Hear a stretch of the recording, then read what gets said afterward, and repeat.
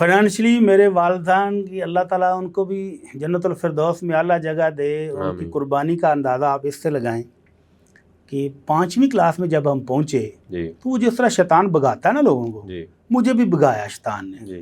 میرے ذہن میں کیا ڈالا کہ والد صاحب تیرے بزرگ ہیں, بڑے بھائی شادیاں ہو گئی, وہ سارے الگ ہیں, تو بڑھاپے میں اتنا وہ کام کر رہے ہیں اور تو ادھر بیٹھ کے موجیں کر رہا ہے.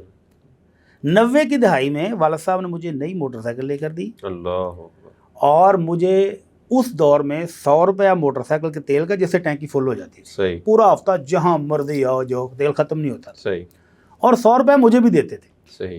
اور اس کے علاوہ ہر ہفتے اضافی خرچہ جو بھی میں نے نکالا ہے نا وہ انہوں نے بڑی خوشی سے مجھے دیا. تو شیطان نے مجھے یہ پٹی پڑھائی کہ بزرگ ہیں تیرے والد صاحب, تو کس کا منہ میں پڑا ہوا ہے, ہاتھ بٹاؤ جا کر, ہاں تو جاؤ وہ کام کرو. تو میں عموماً جمعرات کو گھر جاتا تھا ہفتے بعد, تو میں منگل والے دن سامان پیک کیا اور گھر پہنچ گیا. لیکن مجھے یہ یقین تھا کہ والد صاحب اتنی آسانی سے مانیں گے نہیں. اچھا میں اسی کشمکش میں نا جا کے لیٹا ہوا ہوں. زندگی میں پہلی دفعہ والد صاحب شام کو آئے تو والدہ سے کہتے ہیں چودھری صاحب کس طرح منگل والے دن ہی آ گئے, نہیں تو جمعرات نہ ہوتے سن. انہوں نے کہا جی کچھ بتایا نہیں, آپ پوچھ لیں. تو میں لیٹا ہوا ہوں, بڑا شیطان ہے نا اندر سے بڑا ہی کھوکھلا کیا ہوا, مایوس. تو والد صاحب پہلی دفعہ زندگی میں بڑی شفقت کے ساتھ میرے ساتھ ہی آ کر لیٹ گئے. کہتے ہیں چودھری صاحب کی گل ہے, منگل کو ہی آ گئے. میں نے کہا ابا جی بس وہ نہیں تو دستے سے یار کی گل کی ہوئی, ڈانٹا نہیں مارا نہیں, کچھ بھی بڑے پیار سے کیا ہوا کیا ہے. میں نے کہا بھائی دیکھیں آپ بھی اب بزرگ ہو گئے ہیں, بڑے بھائی سارے علیحدہ ہیں, تو آپ پر بھی بوجھ ہے سارا. میں جوان ہوں, اب میں کماتا ہوں, آپ آرام کریں. کہتے ہیں یار بڑی دل دی گل کرتی تھی تو. اچھا میں خوش ہو رہا ہوں کہ ابا جی اتنی آسانی سے ماننے والے کام بننے لگا, یہ تو بن گیا. کہتے ہیں بڑی اچھی گل ہے, کی سوچے پھر. میں نے کہا جی میں نے یہ کاروبار بھی سوچا ہے, یہ بھی سوچا ہے. ماشاء اللہ یار تو بڑا جوان آدمی نکلے. ٹھیک ہے چلا پھر چلیے نماز سے پڑھ کے آئیے نا. نماز پڑھی, عشاء کی, آ کے سو گئے. صبح فجر کے ٹائم پھر اٹھایا, اور میں اب ساری رات خوشی سے نہیں سو سکا, اجازت مل گئی. ابا جی راضی ہو گئے. اور ابا جی ماشاءاللہ تہجد گزار تھے, جب سے میں نے وہ سنبھالی وہ تہجد گزار بھی تھے.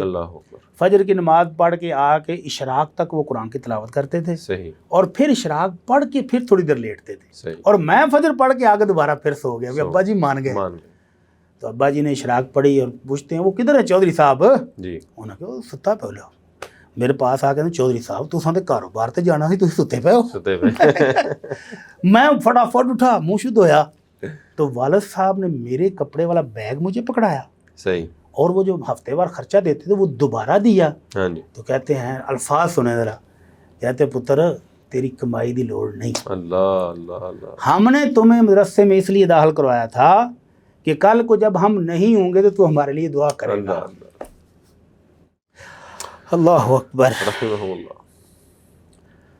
بس وہ لمحہ تھا کہ میں واپس چلا گیا, اور آج آپ مجھے مشائخ میں شمار کر رہے ہیں, ایک چھوٹے سے گاؤں کا, ایک ان پڑھ دیہاتی گھرانے کا.